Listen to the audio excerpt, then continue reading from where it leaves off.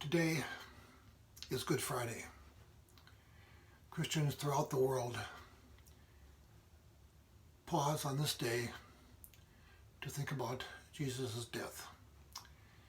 So I'd like to read today reading from Sister Joan Chittister. It's called Stations of the Cross, Gateway to Resurrection. And this involves some 14 stations of the cross with some questions at the end. Christians have, for thousands of years, practiced rites such as these, which calls us to think about the hard moments in our own life, and that we pray the Stations of the Cross in times both good and bad in order to learn how to live and to remember that when the dark days come, we are not alone in them. The first Stations of the Cross is Jesus is condemned to die. And the questions is, with which this first station confronts us is, what is it in life for which we are willing to be condemned? What is it in this life that we are willing to be condemned? In the second station of the cross, Jesus begins to carry his cross. And the question in which this station confronts us is a dangerous one. Having begun a good thing, will I pay the price to bring it to fulfillment? The prayer is, Jesus, what I set out to do seems more than I can achieve. Give me the courage to go on.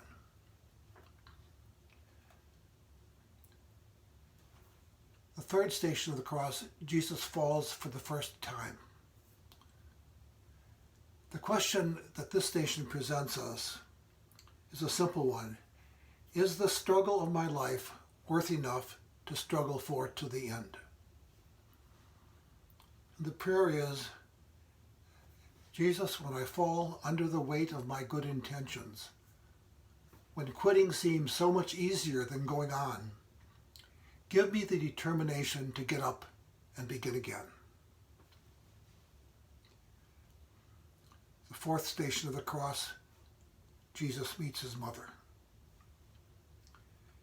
And the question which the fourth station presents to us is, why do we love and how well?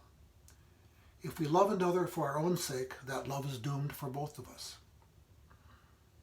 And the prayer is, Jesus, when I am tempted to put the expectations of others above your will in my life, give me enough love to trust that pleasing you will ultimately be the best I can do for them. The fifth station of the cross, Simon of Cyrene helps Jesus carry his cross. And the question which the fifth station presents to us is, what are we being called to do for someone in need right now, for which we are a disinclined observer?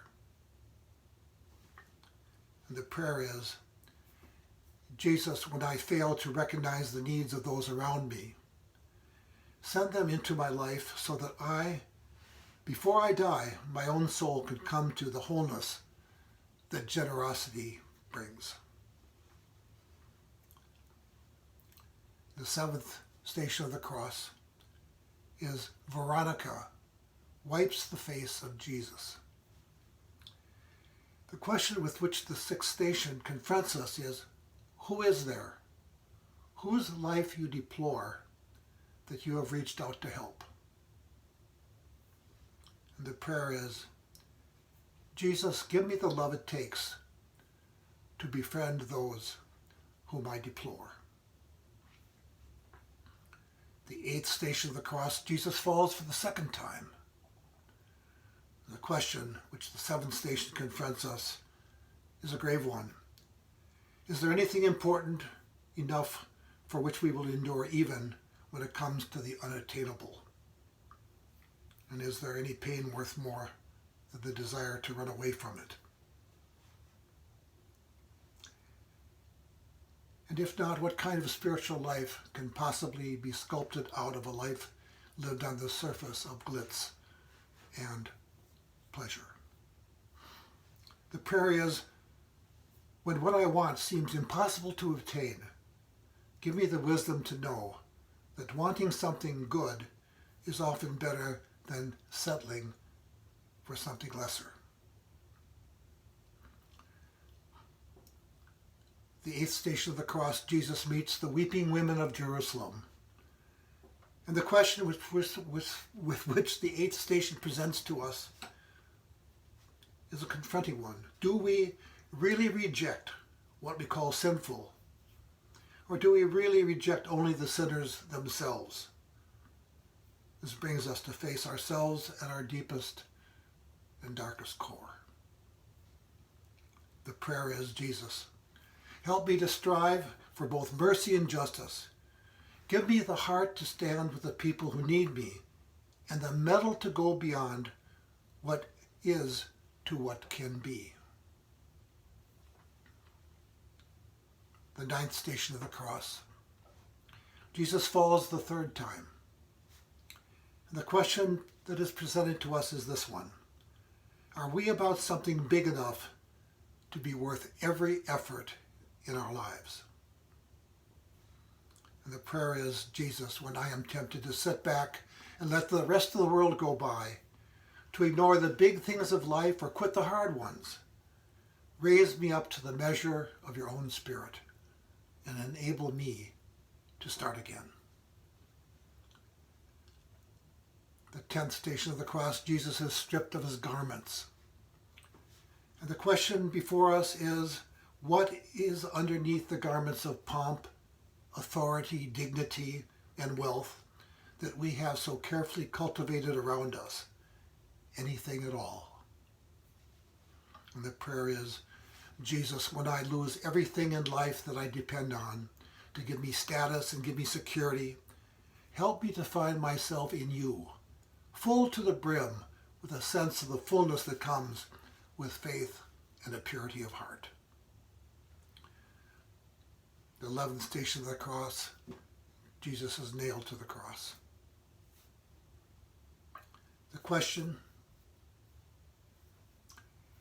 whether or not we are spending our lives, our hopes, our emotions on something great enough to make the pain of losing them worthwhile. And the prayer, Jesus, give me the grace to choose carefully those things which I give my heart and on which I spend my life, so that having to suffer for them, suffering is always meaningful. The 12th station of the cross, Jesus dies on the cross.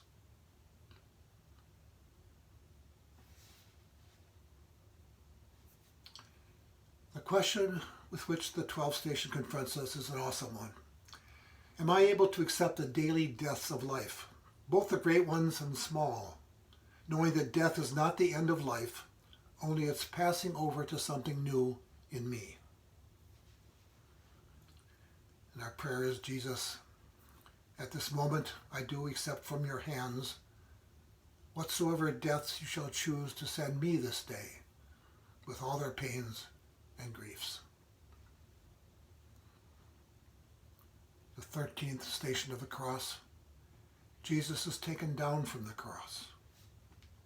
The question, am I prepared to let go of everything I ever wanted so that God's will can come another way? The prayer, Jesus, when I am tempted to insist on being able to control the situations of my life beyond your other ways of breaking me open to new ideas, new insights, new beginnings, give me the grace in the midst of my pain to let go. The 14th and last station of the cross, Jesus is laid in the tomb. The question, the 14th station, leaves in our soul is a resounding one.